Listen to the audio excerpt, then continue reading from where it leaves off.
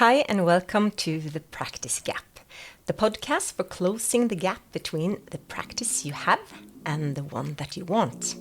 I'm Elizabeth, a chiropractor, a business owner, coach and entrepreneur, on a mission to help you move from frustration and overwhelm to clarity, focus and joy in practice. 3, 2, 1, yeah!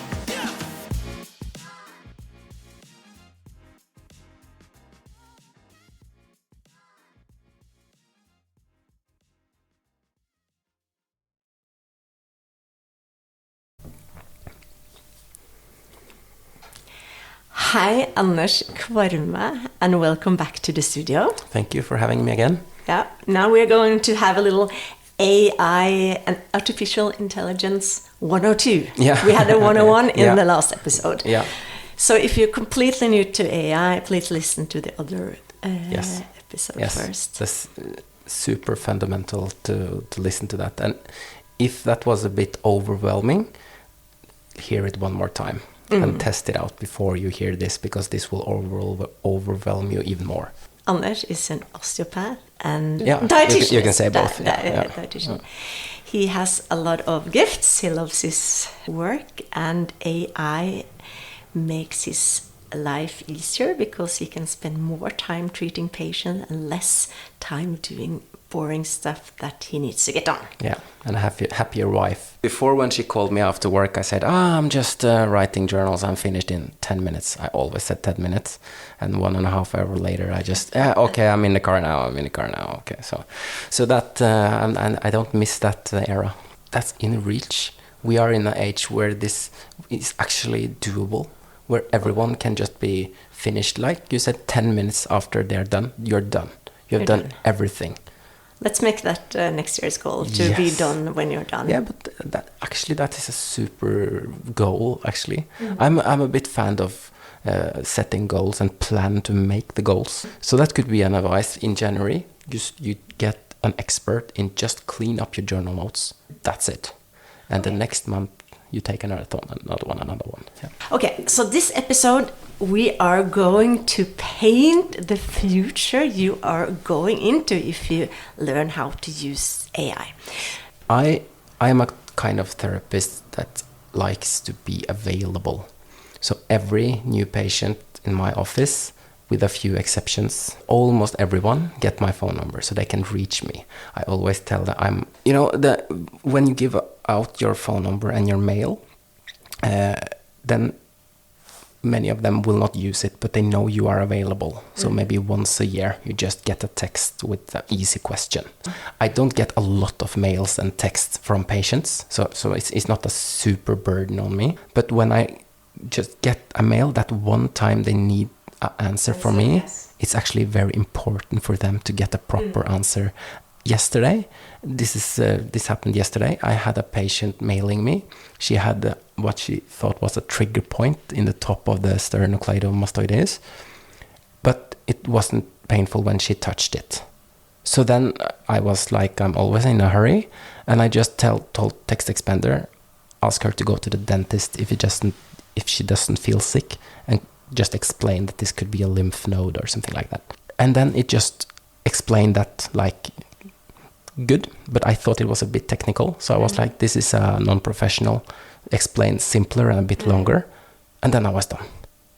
So then I had this long, and when you are a beginner, just do this, answer this mail in a positive tone, tell her that the prolapse is not dangerous, and explain this, as for a non-professional. Keep it as simple as that.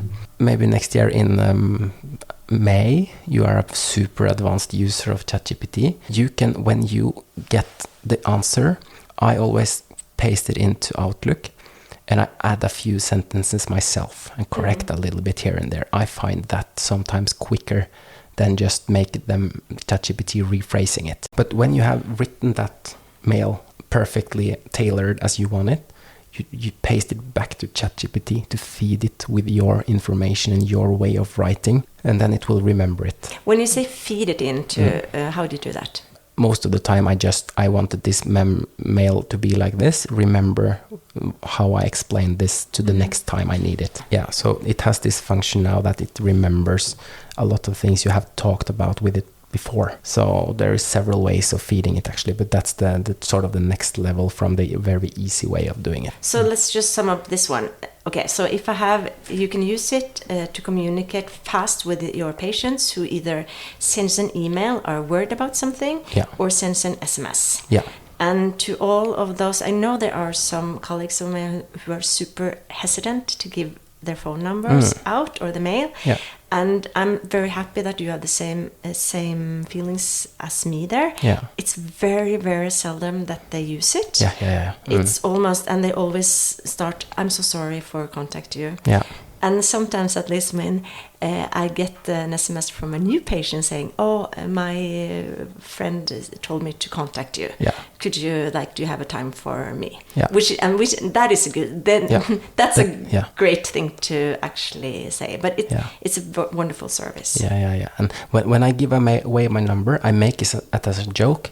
And I always say I'm a world champion in not working when I'm not working. So if you text me in the evening, sometimes I answer, sometimes you will receive the answer next day. I don't have a sort of response time guarantee with it. And they are fine with that. Of course, they understand that. But then I've just set the context and the tone for the way to use my private number. So I've done this for now 12 years. I've never had a negative experience with it. I must say, when other professionals, I have my mother's doctor's number, and once in a while I use it, maybe every second year or something, and he responds like this because he knows there's a crisis if I ever give him an SMS. And I think it's the best service I've ever had in my whole life. I think he's amazing just because he does this, and I would never ever use it. Yeah, you feel closer. I feel to the so therapist. close. Yeah, and he's not even my doctor. Yeah. So it's an amazing thing to do. Yeah. And we are all about giving our patients the best service ever. Yes. Okay, I fell out a little bit now. We're going from the emotional things about being a good practitioner. And this, let me explain pre ChatGPT. I have done this for 12 years, giving out my number. So before, there was periods I didn't have so much time to write. And when I didn't have a full practice, you have that 20 minutes to write this perfect answer. And that quality just fades off as the more busy you get. But now I can go back to the old days. I can always give a quality answer back. And it looks like it's written from me. And I am the editor of this. So in my opinion, I totally stand behind that. I just get help. It's like I have a secretary. Yeah, every so it's time. Have an assistant. So we shouldn't think, because I know that a lot of people think that, now somebody else is doing, anyone can do this, now somebody else is doing my job, but that's not right, is it? No. Yeah. Paralegal or a secretary, and you're just like, okay, I need you to write this letter to Elizabeth, talk about this and this, and this is what I find, and she just goes and types it, or he goes and types it and sends it out, and I go to my next client. So it's not the same. That's an excellent example. In other professions. In other professions, this is a common thing. But because we don't get a millionaire from being a therapist, so we don't afford to having a secretary. But now you have it. $20 a month. You have the premium. There is a possible to have a free account as well. That would perfectly work in the beginning. But $20 for this. If you save half an hour a day. For me, ChatGPT is a hybrid with my brain now. So it's unbelievable how much you can get out of it if you get a little better each month. Don't think that you will be an expert in January, but in 2027. So another area we haven't discussed is that this is a large language model, as I explained. So it's fed with a lot of text. That means that ChatGPT is able to read huge amounts of text in just seconds. So, for example, a few weeks ago, I had a Aas-Jakobsen's patient, a young boy, and knee is not the area I am have on top of mind all the time. Of course, I know it, but it's not. We all have this. Some areas you are super tight with, and I was a bit insecure about which advices to give. And I told the mother that. I think this is Osgood Slatters. I need to check this. I need to talk to a colleague and blah, blah. And after I discussed it with ChatGPT, I went to a colleague which is very good with knees. But when I used ChatGPT, my questions was more specific. Yeah. So I also make the communication with my colleagues better too, because I can say like, okay, I feel that he needs to deload this and that and do this exercise. What is your opinion? And then he can give me his expert opinion in that question. And then you save time there too. Yes. And it sort of, everyone gets better. It's a win-win-win. It's a win-win. Actually. So what I did there is I at the first consultation, I did this long draft, as I always do. I cleaned it with ChatGPT, typed it in to the journal, and wrote the journal finished. And then I went back to ChatGPT, because it's a chat. I went on PubMed. I found an article on Osgood Slatters, and I went to Olympiatoppen, found an article there, and I took that into ChatGPT, and I said, okay, read these articles and write me a summary which is relevant to this case. How long time does that take if you do this manually? It takes forever. Forever. It's something you were like, I would love to have time to do that. That's not going to happen. Yes. You know, when you are a nerd and you love your work, you it's a bit of a grief in a way when you get busy and you feel that shit, I should have read about this, but I don't find the time and the space to do it. So you just start to feel, okay, I'm getting old, I'm getting busy, this and that. I was eager before, so then I had 4 hours a day, but now I can do this again, because almost every article out there, you can summarize, like if you read 12% or something in an article, you have the main sense of it. And ChatGPT can do this for you. So it can summarize, and it can also relate to the actual case you have. Let me give a nerdy example. It sounds advanced, but it isn't. So, like back to the assistant analogy we talked about a few minutes ago. Imagine you are having a professionally trained assistant, which is a super fast typer. They can look things up. They can do everything you want, but they are not a chiropractor. You need to describe to them how to do it and what to cite and what to not to cite. So that's sort of the underlying principle you should have in your mind when you think about how to tailor this to your actual needs.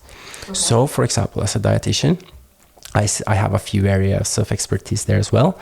And one of this is IBS patient, irritable bowel syndrome. And that is quite of a tricky condition, because there are so many dietary triggers that can trigger different symptoms, and the symptoms can be different. Every patient is different, and some patients, they are sensitive to sugar alcohols, and someone is to fructans, and someone are sensitive to overdose of protein.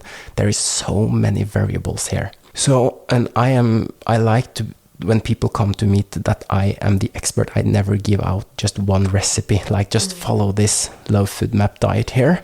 Good luck, see you in 3 months, and they will cancel the consultation, because that's rubbish, I think. So I have made a diary. It's made in Excel. It's super easy. They write what they eat, breakfast, lunch, snack, after training, dinner, everything. And they have a section when they comment, and they also have a score. And when I analyze this, I open the Excel sheet, and I just getting an overview first, and see, is there sugar alcohols there when they are at the worst, or is it fructans, is it galactanes, is it sorbitol? And I sort of make some hypothesis, and I ask them, okay, we start just with removing the sugar alcohols and see what happens. And I see them in a few weeks. And so we test out each thing. So then the advices I give becomes bearable, because if I ask someone to remove a ton of food, it's not doable. It doesn't work. So, but if you give them maybe 5 to 7 things to avoid, and in my experience, if I'm doing the analysis thoroughly, maybe 4 out of 5 gets way better after the first consultation. So that's a bit of a speciality I have. But this makes me, it takes a while for me to actually do this. And this complicated list, I cannot remember this in my mind. I've worked with this for many years, but I cannot remember it. Like there could be 3 different molecules in one, in onion, for example. So what I have done is I have this description we talked about earlier. I have made this actually quite complicated. I'm telling I am a dietician and I'm receiving an irritable bowel syndrome patient. Up front, they have for 2 weeks logged what they eat in a diary. And I'm now going to analyze this diary. When I type in one word like onion, only answer me if it's low FODMAP, moderate FODMAP, high FODMAP, and then you tell me which molecules it is, and that's it. So then I have actually programmed it to do exactly what I need. So when I am sitting there with my Excel sheet and I type without looking, so I don't look at ChatGPT, I just type in different foods. In the description, I have also said, do this until I say analyze. And when I type then analyze, it sort of clogs together the different foods that's under sorbitol, for example. And then I quickly see, okay, sorbitol has 10 different foods, and fructose 2 and lactose has 3. Okay, I go for the sorbitol. And then I say, okay, make a journal note of this.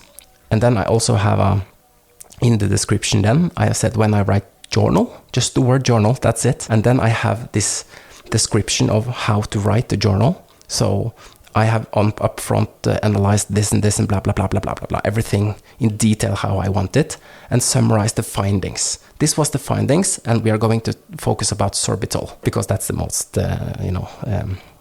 significant find in the analysis. So then my patient comes in. We talk a little bit about this and which type of food they should avoid and what they should replace it with and blah, blah, blah. I write some notes during that consultation as well. Then I go back to ChatGPT when they leave. And I go back to ChatGPT when they have left. I paste in the draft, and then they have the analysis up front. And if I have had some questions during the analysis, all this is included in the chat. So then they can finish the journal for me, and they can write a summary to my patient, so they get it directly after. They don't need to wait 2 days as they did before, because I was too busy. And then the referral therapist also can have a summarization of this, like written in a more professional way. So this is also included in my very, very long description. And here is the beauty of having text expander instead of Word, because then I just type in I think it's GPT analyzation or something, and then it types this huge long description. And it's like having a software that you have. For those who don't necessarily are into the different diets, but how can you use it for exercise? So if I have a patient who is osteoporotic, she's 70 years old and she hates exercise, can I then, and her back pain, she has back pain, can I put that into ChatGPT and give a list of suggestions she can do? Yes. So when you have this certain area of expertise, sit down and just think through what are the patient's journey from booking the first session until the 10th treatment. What are the journey? What do I give them? What do I feed them? There is always a few exercises you give more often, but if they are too old, you maybe don't give things that make the risk higher for them falling during the exercise. Then you replace it, so you have all this, if that. So start off by writing a description.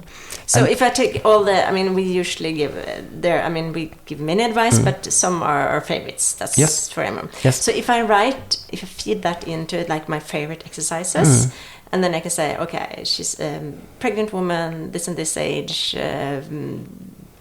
sitting too much in the office, or hates exercising or something, and then I can give the regular advice I would give that kind of person, and then I feed it in different kind of persons, and then I can use all that information in a very easy way to tailor something for this new patient coming in. Yes. Yeah.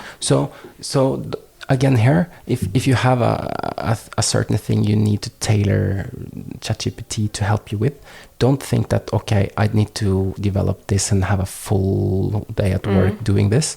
Take one lunch and just take what's on top of your mind, and then think that, okay, for each time I'm having an osteoporotic patient, I will allow myself to use 5 minutes updating the description. When you've done that for 3 months, you never need to do. And to be realistic, you will not. You have still to use some time on doing it, just to not talk this into the skies. This is not meant to replace your brain. You are still the most common misconception I hear is that is that thing. Yeah, okay, you are an AI user, so you don't need to think anymore, to learn anymore. This will just replace you in total. But I find it quite the opposite. Because now I have never been so updated on the things I care about. I have never read so many professional articles. You can actually also paste in a YouTube video. It will read the transcription of the video and summarize it for you. So I've never been able to be more updated, and I'm seeing more patient, and I spend less time on this. I've actually freed up so much time that I actually have a startup at the side of my professional practice, and I have 2 kids. Yeah. So this has made me be able to do more of the things I want in life and still come home and see my family in normal time. So it actually makes a better person. Yes, definitely. Yes. Yeah. Well, we can like that. And to be honest, I was a bit nervous coming here today, talking English. I'm not a native English, and I'm not using English every day. So on the way here, I connected ChatGPT to my car, the intercom in my car. Can also talk to it. So that's a bit, that also scares me sometimes, to be honest. Even me gets scared of this. But I just said, I'm going to Elizabeth. A guest at her podcast. We are going to talk about how I use AI in my professional practice. Can you please be the host and I can practice on you? So then I got 45 minutes of practice. So all of the mumbling and stumbling and shit, what was that word again? I could just ask it and it will. And it takes the anxiety level down, and then you come in here and you're not stressed anymore. Yes, yeah. So you can actually use it if you are. I found a good way, because we are, especially in the beginning of your career, it's all the difficult questions, you know. So then you could feed difficult questions into it and get better answers. Yes, definitely. Yeah. If you are directly from school, there are so many things you are insecure about. You don't know yet how much you know. The first 2 years is just about discovering okay, I'm not as bad as I think. I know quite a lot, actually.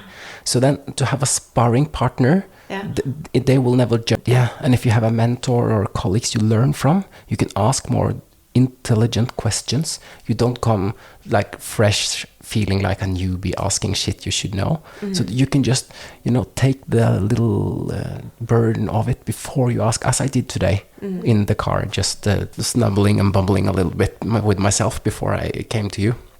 I must say, Anders was talking, we had a nice discussion yesterday before our podcast, and I was super motivated, and I used it this morning since I'm traveling. I said, I'm going to Washington, D.C. Wow.